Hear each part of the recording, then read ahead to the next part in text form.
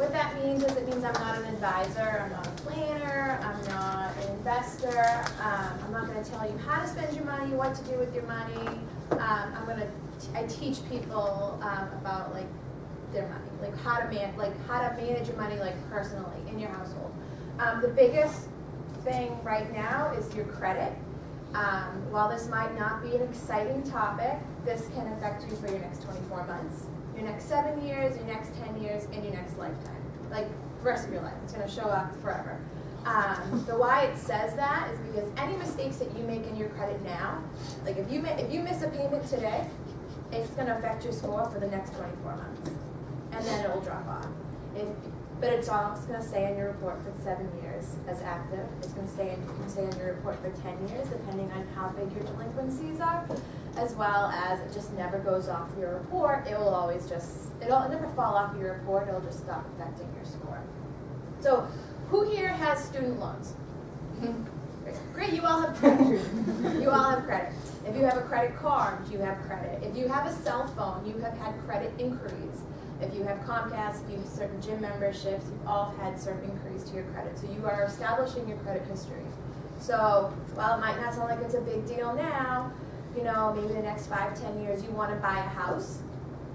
And if you have crappy credit because you mishandled, maybe a $5,000 credit card, how is the bank going to trust you with like a $350,000 loan? Really? So that's what it is. So what is credit? Credit is, a line of credit. You say that your easiest thing to do, it's, we're going to give you this much money, you're responsible for it, you're going to give it back. It's a line of credit. You get it from a bank, you get it from a student loan organization. Your credit is your reputation. So, we talked about your resume in terms of your experience with your jobs. Your credit is your reputation, your resume, and how you manage money. All right? It's made up from your borrowing history. It comes from your credit report. So there's 3 bureaus and 3 major bureaus, and they send your money. So if you miss one payment, you miss your Macy's card payment, Macy's is going to say, hey guys, so-and-so is late to the bureaus, and now all of a sudden they're like, oh, we're going to put that on their report. There's a history of it. It doesn't just go away. It was originally used for lending decisions, primarily, but they can use it for anything now. There are some laws around it, like in terms of employment laws or insurance laws, but your cell phone company can, you want a new cell phone, they're going to look at your credit to see, why are you going to Verizon all of a sudden? If you had Sprint for 5 years, well, did you walk away from Sprint? Your landlord might check your credit. Do you have tons of debt, meaning that you can't even pay for this brand new apartment that you want to get? So that's pretty much like, credit's your history. It's anything financial about yourself that you've ever done, either with your co-signed with somebody or you're doing it on your own. So you need credit to make a major purchase as a home, as anything. We talked about that. It can be used by landlords. They review the credit grantors, your banks, your landlords, your cell phone companies. They look at that to determine your risk. There's 4 major types of credit. Revolving credit, you're giving a maximum credit limit. You can spend up to that. You pay that back. Those are your MasterCards, your Visas, anything that have those logos on it. They have a predetermined limit. You don't have to spend it all at once. You pay back what you can, usually a minimum payment. Charge cards, they're kind of going away, but like American Express and Discover used to be charge cards, where you could use them all month, and at the end of the month you got a bill, you paid the bill in its entirety. A lot of them have moved to revolving because people just use credit like crazy now. Service credits, those are your gyms, your cell phones. Not all of them are reported to your credit history, but if you were to walk away from it, believe me, it's going to show up in your credit history. I work with a lot of people, and they're like, oh, Sprint says I owe them $350, and it shows up in my credit report. Yeah, they just lost $350 from you. Of course it's going to show up in your credit report. And installment loans. So your student loans are installment loans. You know how much you borrowed, you know what your interest rate is, you know what your monthly payment is, and you know your end date. Well, it may not seem like your end date is anywhere near. There is an end date, it's shown on there. So you just agreed, you know what you're making on a monthly payment, you know when it's due, you know what the interest rate is, all that. Establishing credit, so we all, those of you who have student loans or credit cards, you've already started the credit process. I always feel like a Macy's is a good place to start because they're just very easy. They're easy to get, a Macy's card. You can only use them at Macy's. Co-signers, if you have a parent or a family, maybe your first car, you're about to spend $15,000, $20,000 on your first car. You might not have a great credit, but you can opt, like maybe your parents. But believe me, if you stop paying that, they're calling your parents. And we've all, I've had that phone call where my dad's like, hey, Sally Mae just called, you didn't make your payment. And you're like, oh yeah, Dad, sorry about that. Like it happens, but your parents are gonna find out. One thing about getting a cosigner, and this is like the biggest piece of advice, don't cosign for someone that is not blood related to you or married to you, right? Do not cosign a car for a boyfriend or a girlfriend because it's just bad news. Because I've seen so many cases where boyfriends and girlfriends have broken up, someone takes the car, the other person, and under the expectation that they're going to be paying for it, and they stop. And now the bank's going after the broken-hearted person who doesn't have a vehicle anyways for the $350 a month. Right? This actually happens to people. I see it all the time. Please don't ever co-sign a car for a boyfriend or a girlfriend that you have no intentions of actually getting married. Like, get married before you do this. It happens. It's just crazy. Applying for a secure credit card, basically you would give a lender, you would give MasterCard, Visa card, $500. They give you a $500 line of credit. That money gets held separately. You get bills, you pay the bills. This $500 has nothing to do with what you charge, what you owe, and what you're paying. Just protects them from if you were to walk away or stop paying for it. They have their $500. They didn't lose anything. So anything that they can recoup their costs from. Over time, you're paying your bills on time, you're going to get more credit. Those secured credit cards, they might give you half your money back and still give you that $500 line of credit. Maybe after a while, they might give you the rest of the $250 back, and now you have a $500 line of credit. They might even increase it because they've said, you've demonstrated to us that you can manage it. So credit scores. So it's your number basically it's like your GPA. Like you can say, yeah, I did great in school, I'm awesome. Your GPA is like the hard facts, so like how really well you did. Your personal credit score is built on your history. Most lenders are going to look at your credit score first. You come in, you got I got a 6, 7. You're like, all right, yeah, they're pretty good, no problem. Like they might just glance at it, but they're not going to be like, you're probably going to get that loan. There's no way to say exactly what piece of your credit has the most impact because they're proprietary information. So you can get a general idea. Like if you're paying your bills on time, you're smart, you're going to have a good score. But you don't know. There's no way to say, like, you miss one payment and like your score's going to drop 30 points on that automatically. Like we don't know that. We can gauge it. We can guess that that's what it is, but the actual impact that it has overall, you just know it's bad. So lenders use scores. It really came about being able to have unbiased judgments for, yes, we're going to give you a loan, no, we're not. You're not going into your bank where your friend works and like, hey, yeah, I know my credit score sucks right now, but can you give me that really great interest rate for that car I want to buy? It just takes all that biasness out, that it's just, this is what they have, this is what they're going to, this is what they're going to need. They're consistent, they're objective, they take away any emotion, any personal piece to it. It's just, this was your behavior, this is your score, this is how it affects you. So the major pieces of your credit score, and we'll actually look at an actual credit report that we pulled for someone that came in to buy a car one time. So you can actually see like what it looks like. Because a lot of people don't ever see their credit report or actually really know what exactly it says. So it talks about your total debt. So this is everything you owe. It also will show everything you have available to you. So if you have a $5,000 line of credit and you're only using $2,000 right now, it's going to say that you're using $2,000 of $5,000. That shows up. The types of accounts, are they student loans, are they auto, are they store credit cards, are they a mortgage, is it a personal loan? They're all going to show up. Number of late payments, they're going to show how many times you're 30 days late, 60 days late, 90 days late, and over 120 days late. And it'll say, on June 2016, 30 days late once. July 2016, well now you're 60 days late. It shows exactly when it's done. And then your age of your account, so how many. So a lot of people say get a card, don't ever close your first card, or so you want to start showing that you've had longevity with it. I have a question. Sure. Like you said with the type of account, if you're approved for 5,000 but you're using 2,000, would that benefit you, hurt you, or? It's going to show, as long as you're paying on that 2,000 the way that you get your payment, you get your bill, and it says minimum amount due $25, and you're like, I'm going to do that plus extra.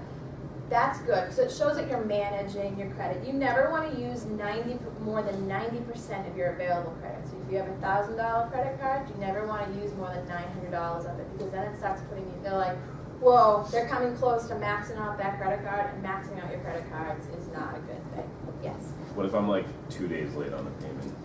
It comes down to the grace periods of what each individual lender has. They're kind of getting away from that, because now you can get text alerts that say hey, your credit card payment's due in 3 days. You can get e-statements or reminders. So it's kind of doing that, away with that. Some places still have them, my husband's car, his payment's due on the 15th of the month, but they're like, oh, you can pay it up to the 25th of the month, and then after the 25th, it's a $5 late fee. So it's well, why don't you just make my payment the 25th of the month? That's like my car. I pay on the 19th of every month. Yeah, so it all depends on, so at City of Boston Credit Union, your mortgages, everyone's mortgages are due on the 1st of the month. You have a 10-day grace period until they're late, so they're trying, some of them will try to work with you and give you that option, but a lot of them now, especially the American Express cards, some of the department store cards that are backed by bigger banks, Gordon Taylor's is now backed by Capital One, they're huge. And they're like, nope, we give you every option to know that your credit payment is due on this day, and you don't pay it. One thing to be careful about with that, say you're working all day, I gotta pay my bill. There might be a cutoff time for same-day online payments. That night, you might have to have your payments in by 7 p.m. or it's going to get credited the next day. Yeah, mine's 8 o'clock.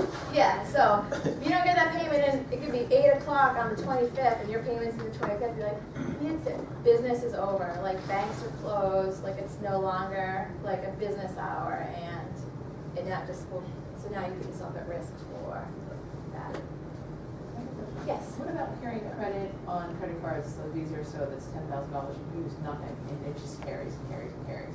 Does that have? It does. So what happens is it can affect it.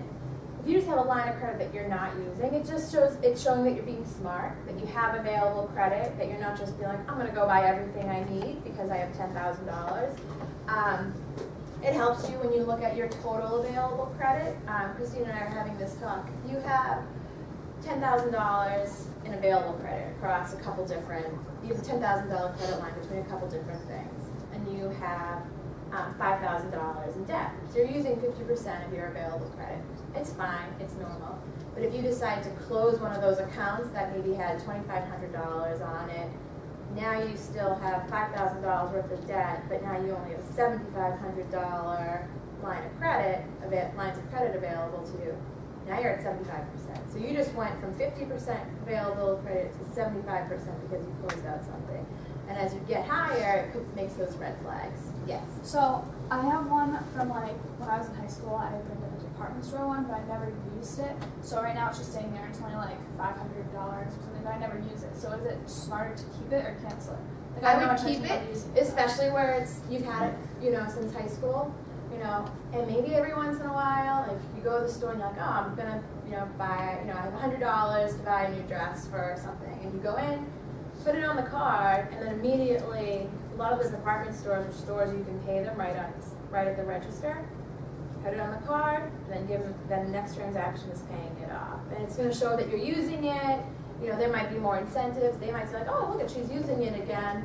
Let's increase her limit, which always, you know, can be a good thing for you, because it's gonna raise that available. But would canceling it hurt your credit? If you're not using it, where it hurts is it negates the available credit. So if you have, like we just said, if you had debt, you have like a $500 limit, but you're using 200, so it just brings that your debt to your available credit to debt ratio down, and then that starts getting, honestly, like, so like my first credit card, sometimes they just close them because like they'll just be, you haven't used it. You know, when I was in college, I had an Express account, and you know, I don't shop at Express anymore. You know, it's just like moms of two work full time, like at a bank, where?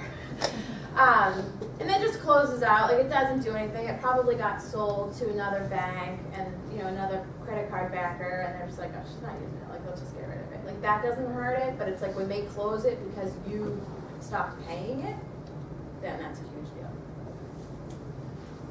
So these are kind of credit score categories. You go from 850, which is the best credit score you can get, to like 300. You know, the U.S. average right now is 687. It's a good credit score. It's not bad. You're probably gonna get approved. You're gonna get a decent rate. Might not be the best rate, but it's certainly not gonna be the worst rate. So, you know, you have really bad credit, you might be declined altogether. Mediums, you know, you might need a higher down payment for a car. You might need a cosigner. You might not be able to qualify, you know, the whole amount. Say you wanted to go out and buy a $35,000 car, and they're like, oh, with that credit, really, we can only, you know, you can only get a $25,000 car. So it might mean changing it. And then the best credit scores, you're probably gonna get any credit card you want, any loan you want. So it's really important to manage this. And not to say that if you're in the lower end of things, that there aren't things that you can do to improve it. Paying off your debt, you know, stop paying things off. Well, the minute you pay that credit card off, your credit score is not going to shoot up, you know, 125 points, but it might start moving in the right direction. So this is, how does my credit score affect me? So this is an actual example from the credit union. These are our actual credit union tiers. These are our actual interest rates. And then these are actual, like, what ends up costing you. So if you needed $5,000 to pay it back over 5 years, and you have great credit, you're going to pay just about 6% interest rate. Your payments are going to be just under $100 a month. You're going to pay back just about $5,800. So the cost of the loan, because that's how banks make their money, and who's going to let you borrow money for free? Nobody, maybe your parents. So it's going to cost you almost $800 to borrow $5,000 for 5 years. As your score goes down, you know, now you're looking, you know, all right, maybe 12% interest rate. It's now going to cost you almost $1,700 to borrow that money. You have really poor credit. First of all, you may not get this loan without someone signing for you. But if you do get it, you're paying the highest rate that they have, which is 16%. You're going to pay $121 a month. You're going to end up paying almost $2,300 over the life of that loan.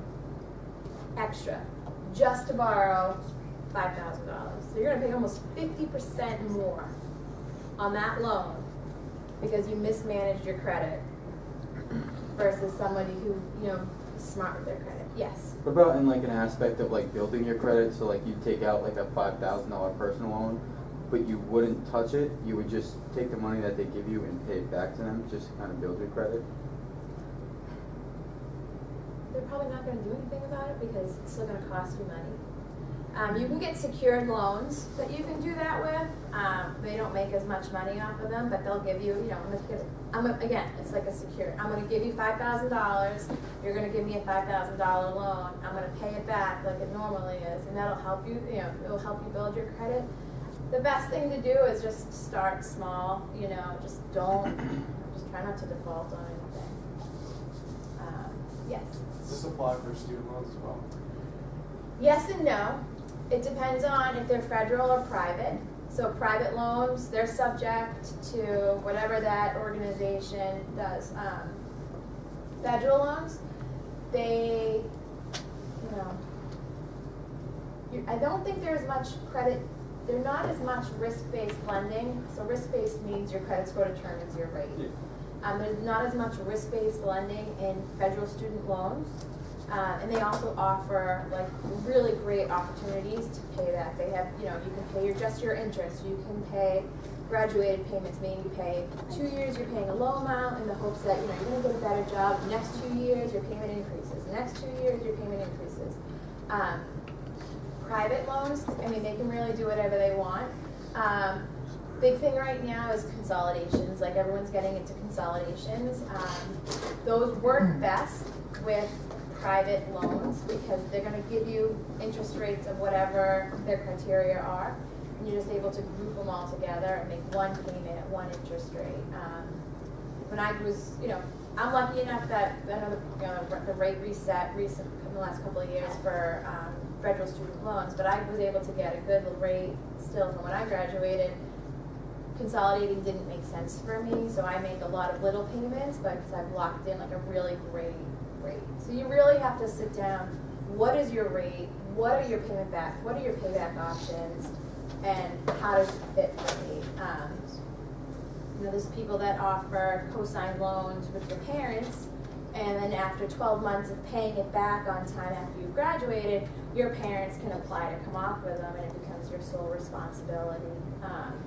And people believe that plus loans are like that, but plus loans are not. Parents, so that's the parents' loan. They're never gonna, that's not, they don't, your parents can't come off that loan and transfer that to you. Any other questions? Like, people panic about student loans. It's just a reality. You know, like, you're not gonna get the jobs you want without getting, you know, without having some debt. You know, if you're lucky enough, you know, you're gonna find debt somewhere else.